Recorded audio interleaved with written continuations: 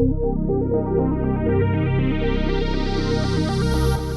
think what struck me more than ever is that climate change is so complex. Our lives are inextricably linked with it. The systems that we live with on a daily basis are all related to climate change. The primary reason was as a delegate to participate in a roundtable event held in the Blue Zone, hosted by an NGO called the International Coalition for Sustainable Infrastructure. So that was the reason I got my Blue Zone pass. But I also went to further my own knowledge in what's going on across the world in climate change, and to really give myself a new perspective on it to bring back to my learning in the UK. I was pleasantly surprised by the diversity of participants there. There was a really strong representation from the Global South, which I know had been a criticism of past COPs. Also, many young people from across the world, including university students and young entrepreneurs.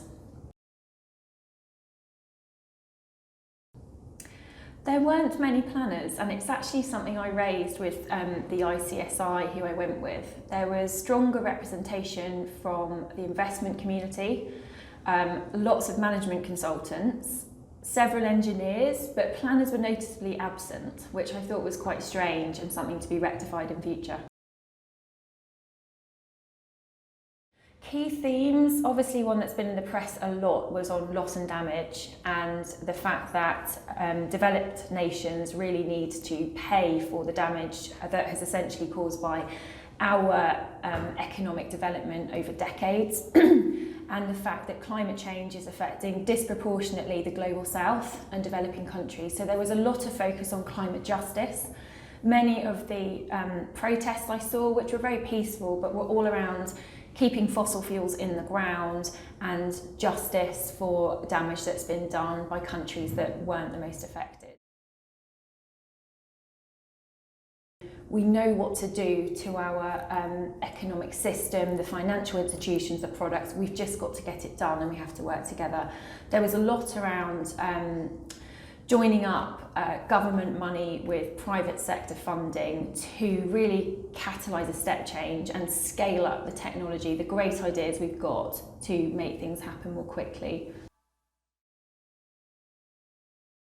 The scientists I spoke to, absolutely, they didn't hide the fact that we're locked into 1.5 already from emissions from 30 years ago, really, and that 2 degrees, 2.4, 2.5 was possible, maybe even likely.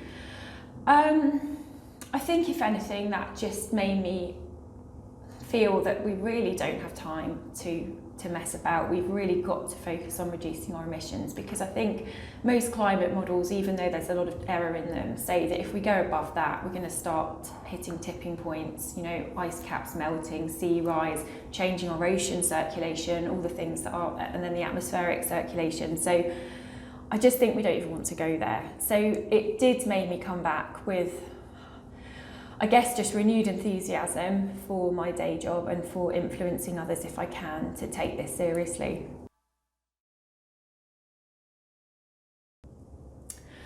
I think loss and damage, that's a really good start. There was a lot of feeling, a lot of emotion, as I said, in the protests I saw in people representing the Global South, that they were having to deal with really difficult life circumstances, so droughts, famines, etc., because of emissions that they hadn't emitted. I'm disappointed that there hasn't been a firm agreement on reducing fossil fuels. The wording was quite vague. Having said that, I do think that there's a drive there now in the private sector and in NGOs to work together.